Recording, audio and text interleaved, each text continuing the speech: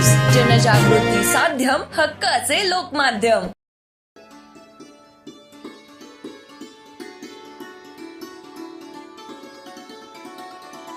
कृष्णाय वासुदेवाय हरये परमात्मने प्रणत क्लेशनाशाय गोविंदाय नमो नमः। कृष्ण, विष्णू, पुरुषोत्तम, विठ्ठल, जगन्नाथ, श्रीजी बाबा, नाव अनेक आणि रूप एक, स्वामी एक, असा पुरुषोत्तम मासाचे आगमन ज्येष्ठ शुक्ल प्रतिपदेपासून रविवार पासून होणार आहे। अधिक महिना, धोंड्याचा महिना, पुरुषोत्तम मास अशा वेगवेगळ्या नावाने याचं प्रॉपर उच्चारण केलं जातं। जुने लोक धोंड्याचा महिना म्हणतात, संस्कृतमध्ये आपण पुरुषोत्तम महिना आणि अधिक मास। अधिक मासामध्ये असं आहे की अधिकच अधिकम फलम। इतर वेळेला पूजा पाठ, होम हवन, यज्ञ, जप, दान, तीर्थस्नान आणि जे जे काही सत्कर्म करतो त्याच्यापेक्षा अधिक महिन्यामध्ये त्याचं फळ जे आहे ते कैक पटीने वाढतं, म्हणून अधिकच अधिकम फल। 33 महिन्यानंतर ढोबळमानाने अधिक महिना येतो असं एक गणित आहे। सौर मास आणि चांद्र मासामध्ये जे दिवस कमी जास्त येतात तिथे वाढते आणि कमी होते। त्याच्यातली जी न्यूनता आहे ती पूर्ण करण्यासाठी अंदाजे 3 वर्षाच्या दरम्यान हा अधिक मास येतो। कधी ज्येष्ठ महिना, कधी श्रावण महिना, कधी भाद्रपद महिना, कधी आषाढ महिना, वेगवेगळे महिने अधिक महिन्यामध्ये येतात। पण अधिक महिन्याचा स्वामी जो आहे तो भगवान पुरुषोत्तम, विष्णू, कृष्ण, विठ्ठल, जगन्नाथ आहे। या कालावधीमध्ये अखंड दीप प्रज्वलन करतात, तीर्थस्नान करतात, पंचवटीचं पूजन, गोमाता पूजन, जावयाला वाण लावणे, मंदिरात वाण लावणे, गोशाळेमध्ये वाण लावणे, याच्याशिवाय अन्नदान, महाप्रसाद, भंडारा, सवासनी भोजन, 33 संख्याचं महत्व खूप जास्त आहे। ते 33 अनारचे, 33 बत्ताशे, 33 तिळीचे लाडू, मारवाडी समाजामध्ये मालपुवा म्हणून एक पदार्थ बनवला जातो। तर मालपुवा 33 अशा 33 वस्तूंचं दान केलं जातं। मुलीला, जावयाला वाण लावलं जातं। याचं खूप मोठं जामाता दशमो ग्रह, जामाता म्हणजे लक्ष्मीनारायण स्वरूपामध्ये त्याची पूजा करून त्यांना नाना प्रकारच्या भेटवस्तू आधी दिल्या जातात। अधिक महिन्यामध्ये अधिक मास महात्म्य श्रवणाचं खूप मोठं महत्व आहे। याच्याशिवाय भागवत पुराण आहे, विष्णू पुराण आहे आणि इतर कोणतंही पुराण आपण प्रॉपर वाचू शकता। भावोही विद्यते देव, हा भावामध्ये देव वसलेला आहे। आणि कलौ केशव कीर्तनात नाम संकीर्तनाचं महत्व खूप मोठं आहे। द्वापरयुग, सतयुग, त्रेतायुगामध्ये काय होतं की लोकांची प्रतिकार शक्ती जी होती खूप दांडगी होती आणि यज्ञ करणे, हवन करणे, तपस्या करणे, समाधी लावणे या सगळ्या गोष्टी सहज शक्य होता। आता कलियुगामध्ये वेगवेगळ्या प्रकारचे आजारपण आलेले आहे, वेगवेगळ्या व्याधी आहे आणि व्यस्त जीवनामध्ये एवढं सगळं काही करणं शक्य होत नाही।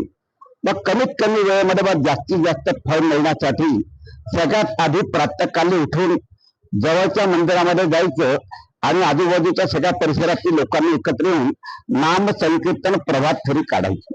नाम संकीर्तनामध्ये कोणत्याही प्रकारची वस्तूची देवाणघेवाण होत नाही, फक्त मुखाने हरीचे नाम, हरिमुखे म्हणा, हरिमुखे म्हणा, पुण्याची गणना कोण कर। नाम संकीर्तनाचं खूप मोठं महत्व आहे। याच्याशिवाय विष्णू सहस्त्र वाचनाचं खूप मोठं महत्व आहे। विष्णू यज्ञाचं खूप मोठं महत्व आहे। तुळशीचे पूजन, तुळशीदल अर्पण, 101, 108, 1008 किंवा प्रत्येक नामाला एक एक तुळशीपत्र, तुळशीची मंजिरी जी आहे ती भगवान विष्णूला, कृष्णाला, विठ्ठलाला, जगन्नाथाला, श्रीनाथजीला प्रॉपर अर्पण करायची आहे। याच्याशिवाय पर्वकाल असतो, एकादशी, द्वादशी, अमावस्या, पौर्णिमा, वैधृती, व्यतिपात या पर्व कालामध्ये आपण आपापल्या श्रद्धा आणि शक्तीप्रमाणे सुवर्णदान, रजतदान, ताम्रदान, वायनदान हे अवश्य करायला पाहिजे। याच्याशिवाय दीपदानाचं खूप मोठं महत्व आहे। दीप ज्योती परब्रह्म, दीप ज्योती जनार्दन, दीपो हरती पापानी, दीप ज्योती नमोस्तुते। सर्व प्रकारच्या पापांचा नाश करून, अंधकारांचा नाश करून प्रकाश देणारी जी ज्योत आहे त्या ज्योतीमध्ये ब्रह्मा, विष्णू आणि महेश हे विराजमान असतात। म्हणून 33 दिवाचं दीपदान मंदिरामध्ये, गोशाळेमध्ये, पंचवटी जवळ अवश्य करायला पाहिजे. ज्यांना रोज शक्य आहे त्यांनी दररोज एक वाण लावायचं आहे. हा, शास्त्रात दिलेलं आहे की ज्याने ज्याने आपापली श्रद्धा आणि शक्ती पाहिजे. समोरच्याने हे केलं म्हणून आपण हे करायला पाहिजे असं काही कुठेही नाहीये. तर आपली चादर पाहून आपण आपले पाय पसरायचे आहे आणि जेवढं जास्तीत जास्त होईल नाम संकीर्तनावर जास्त जोर द्यायचा आहे. आताच्या नवीन कालावधीमध्ये लोखंडी भांडे, स्टीलचे भांडे, कॉपर कोटेड भांडे आलेले. तर लोखंड, स्टील आणि कॉपर कोटेड भांड्याच्या ऐवजी तुम्ही काडाची टोपलीची बास्के टोकरी म्हणतात त्याच्यामध्ये दान केलेलं जास्त उत्तम आहे. पण लोखंडी, स्टीलचे, कॉपर कोटेड भांडे वापरायचे नाही. शक्य आहे तर तुम्ही तांब्याच्या भांड्यामध्ये दान द्या, काचेच्या वाटीमध्ये दान द्या आणि नाही शक्य तर तुम्ही प्रॉपर काडाची टोपली घेऊन त्याच्यामध्ये दान करू शकता.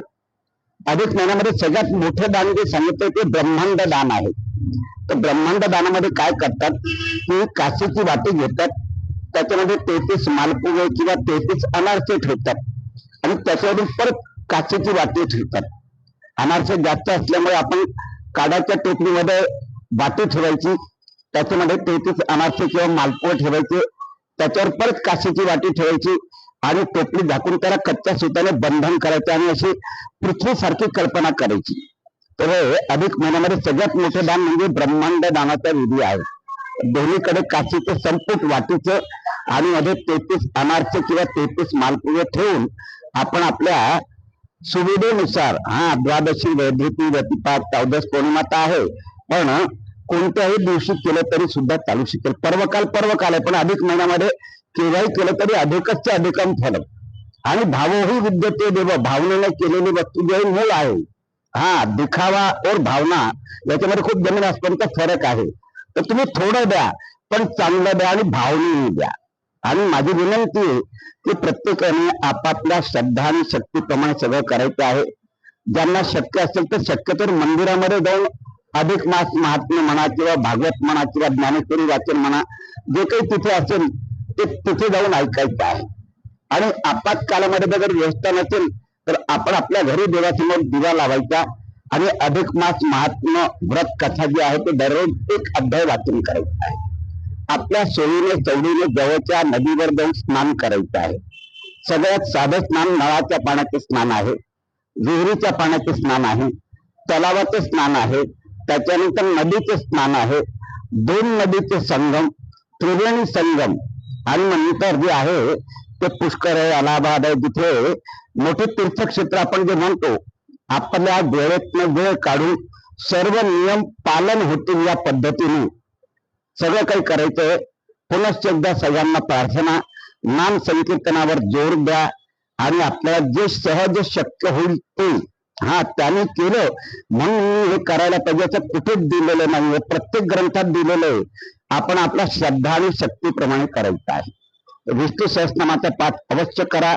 शक्यतोवर आपापल्या जवळच्या मंदिरामध्ये एकत्रित येऊन विश्व कल्याण हेतवे, ज्याला भारतीय अशी एक नव संस्कृती आहे की ज्याच्यामध्ये विश्व का कल्याण हो, अधर्म का नाश हो, धर्म की जय हो, ह्या प्रार्थना ज्या आपण जे का करतोय फक्त भारतामध्ये आहे.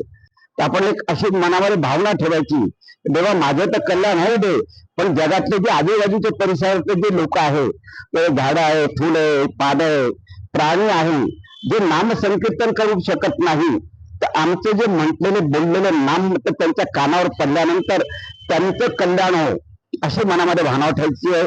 आणि अधिक महिन्यामध्ये आपापल्या श्रद्धा आणि शक्तीप्रमाणे प्रत्येकाने नियमांचं आचरण करायचं आहे. आधी संसार करावा नाही का मग करावे इतर कार्य. ज्यांना बीपी आहे, शुगर आहे, ऑपरेशन वगैरे झालेलं आहे, त्यांना जे साध्य होईल त्यांनी ते करायचं आहे. असं कुठे सांगितलेलं नाहीये. किंवा दिवसभर उपवास करा, बस शक्य तर अवश्य करा. एक भुक्त जेवण करा, फक्त संध्याकाळी जेवण करा, दूध फळ जेवण करा, एक वेळ फराळ करून करा. तर सगळ्यात आधी आपली तब्येत, आपली प्रकृती आपल्याला सांभाळायची आहे आणि नंतर सगळ्या गोष्टी करायच्या आहे. ओम नमो भगवते वासुदेवाय. पुरुषोत्तम भगवान की जय हो. गांधी तीर्थ, निसर्गाच्या सानिध्यात महात्मा गांधींच्या जीवनावरील जगातील पहिले मल्टीमीडिया म्युझियम. आजच भेट द्या. गांधी तीर्थ, जैन हिल्स, जळगाव. अधिक माहितीसाठी www.gandhifoundation.net वर व्हिजिट करा.